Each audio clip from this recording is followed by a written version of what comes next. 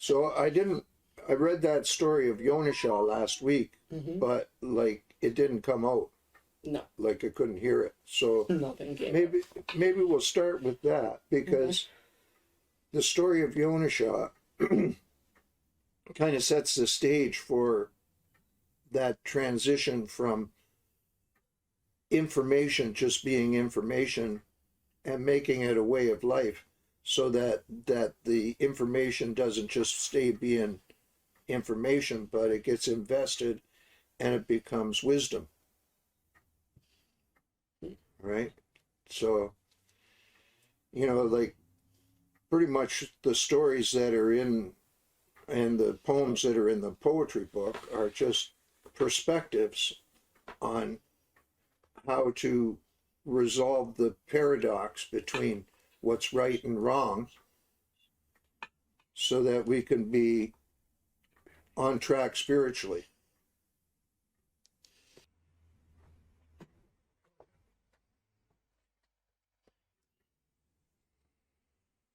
Okay. You all want to hear a story? Sure. Okay, this is a story of Yonisha. I think everybody should be able to relate to this. Yonisha came to know things. Butterflies, winds blowing, sunshine. He grew and heard his mother singing. She walked, helped him to walk, and she sang. This is the way we do. First one and then another. This is the way we do. First one and then another. On and on and on she went. And in time he learned to take steps and make up his own song. Though his steps were smaller, they were his own, as were his tracks. On he went, singing, first one, then another.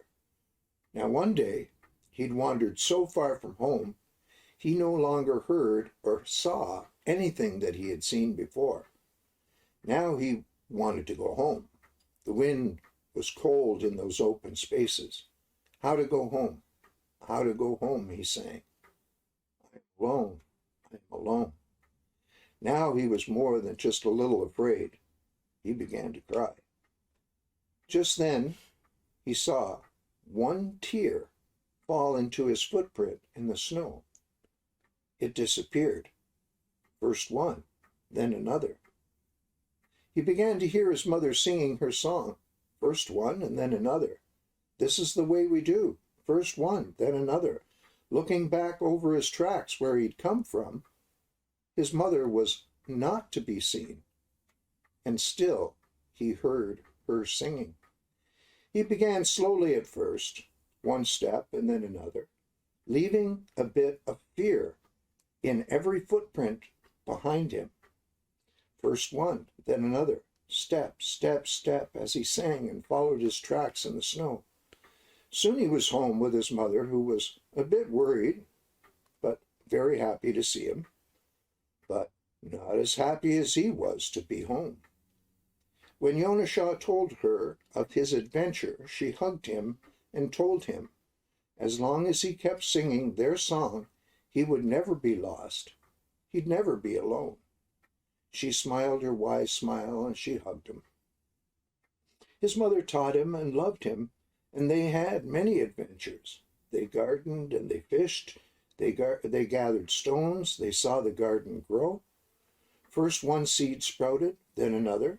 They caught one fish, and then another. Now, one day, they had gathered stones for the garden. He noticed they often wept in the morning and at night, feeding the garden with their tears. Why do the stones cry, Mother? Asked Yonisha. It is their joy that they may have and do their part and have their place in the Creator's plan. It is the warm breath of morning on the cold stones of night and the cold breath of night on the warm stones of day that cause the life circle to be complete.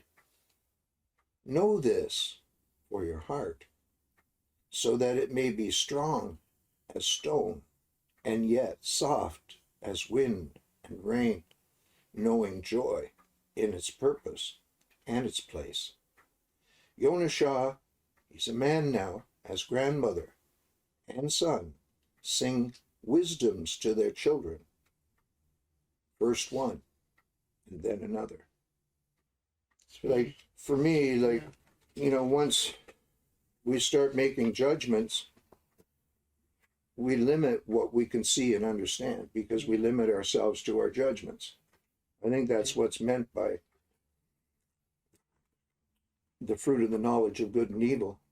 You know, it's got to become wisdom. It's got to be alive. But if we continue to make judgments on things that the Creator gave us that are perfect, and we reduce them to either being good or bad, the more we do it, the more we miss out on, because our heart's not open. It's like the more you focus on the bad, the less of the good you notice.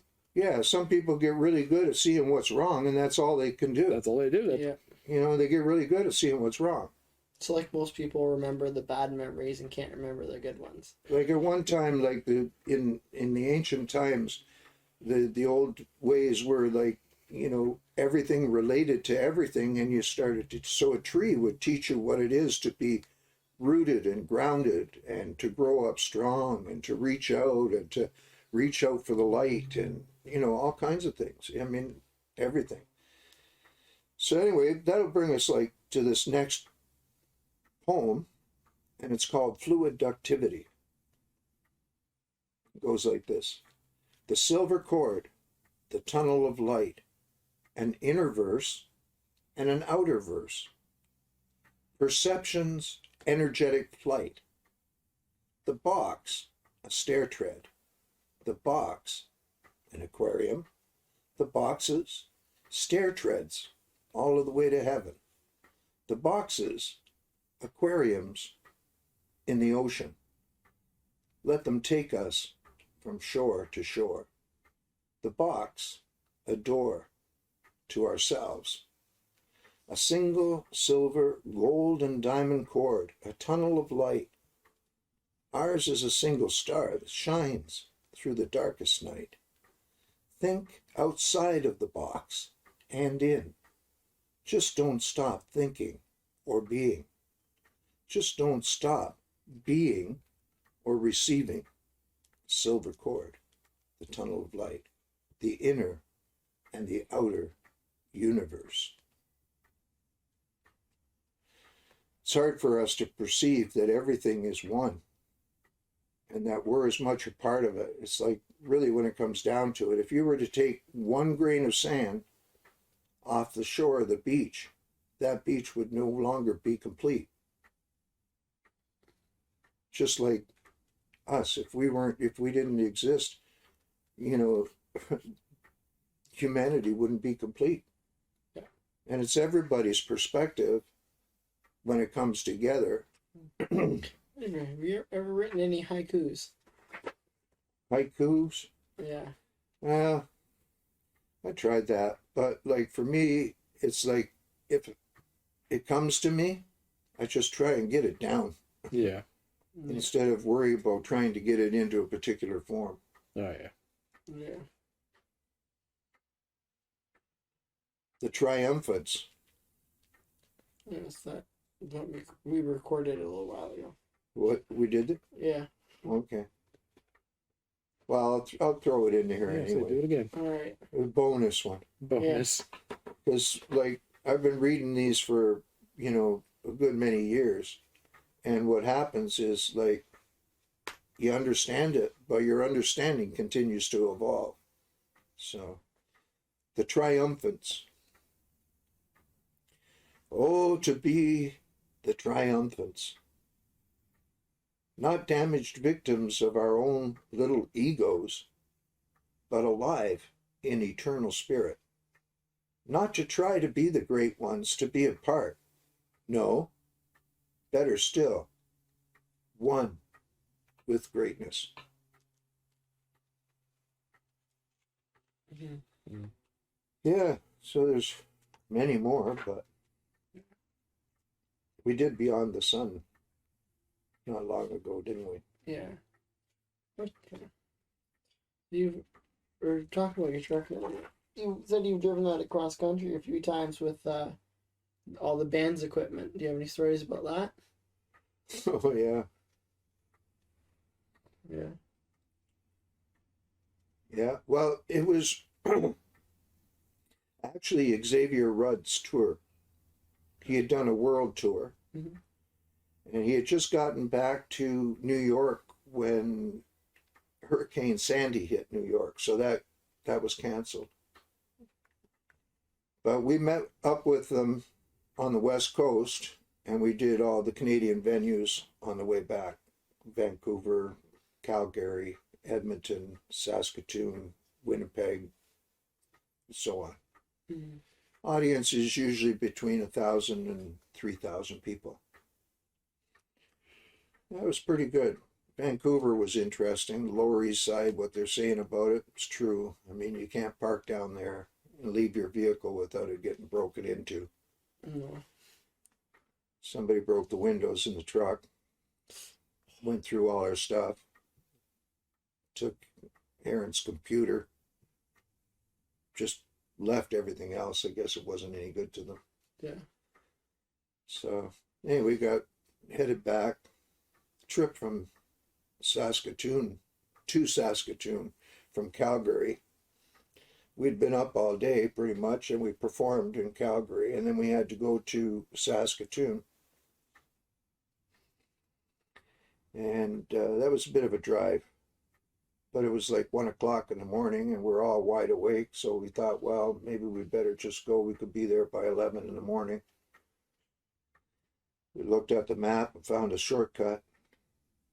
But out there, the land's pretty flat. It doesn't take much snow to be drifting. We pulled out and turned the corner onto the highway. And there was two white wolves there. And they were just playing. They were just seemed like they were in their element, and they were just enjoying themselves. And that attitude, or that spirit, it just, well, it stuck with me till today. It's still with me.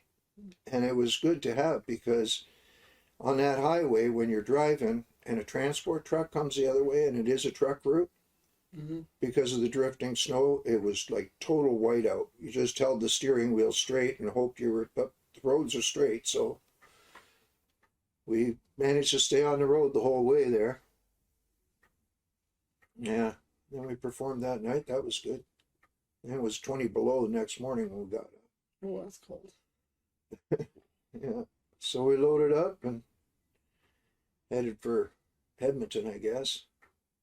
We did another show there, and then next trip from Winnipeg. But yeah, I mean, it's demanding, because like if you're doing shows and you're driving while everyone else is sleeping, Makes it a long trip. It gets to be a long month. Yeah. Yeah, And probably got to see a lot of but it people. was good. Like we had like 13 people in our crew, and the big drum with Bill Davis, and we opened up the shows for him. Yeah, so the truck has been good. It's been a good truck. I mean, no, not a lick of trouble with it the whole trip. Pulling the trailer, all the gear in, because we had full PA, like, because we did some other shows, in between house shows, and Mhm. played at different places. And when people saw us, they were like, "Hey, could you come and play over at our place?" Mhm. We had lots of artists, So Sounds like an interesting trip. yeah, Revelstoke was nice. We did a show there. The hotel owner found out who we were and wanted us to perform, so we were there for the Friday night. Xavier came and did a few tunes with us. Crowd was thrilled. Mostly all, skiers, and you're in the mountains there in Revelstoke. Yeah. That was a good trip. Got back, and we had a couple days off because Xavier had to go and make good on that show that he should have done in New York. And then we carried on and did the rest of the country, or the East Coast, and so on. Phoenix and Toronto and Sherbrooke. Yeah, some pretty good shows. It's an interesting tour. Mm-hmm. Got to see a lot of Canada that most Canadians don't get to see. Well, yeah, and you're with people. I mean, like, like when you're in that much of a high pressure, tense situation, people can get pretty antsy, being together. But yeah, we formulated some pretty good bonds and made a lot of good music and Mm-hmm. had a good time. I think it makes a difference.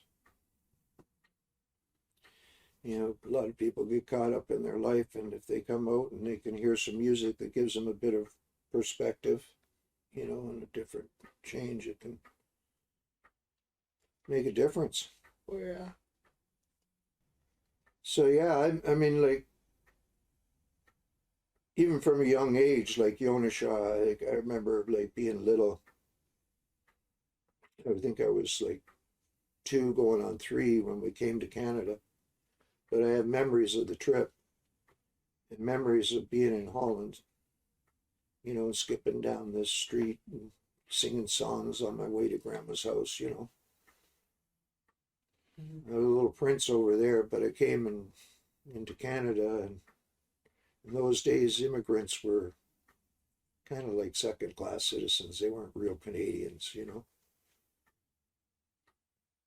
Yeah, Mm-hmm.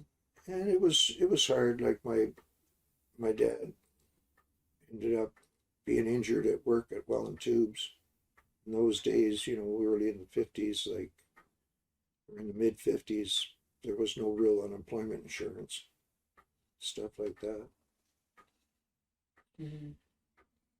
Yeah, and of course, I was behind the 8 ball in terms of learning English. So I remember there was a duplex that we lived in, the McLeods, and Darlene, she was just a couple of years older than me. She helped me learn how to read, see spot run and stuff. So that was pretty good.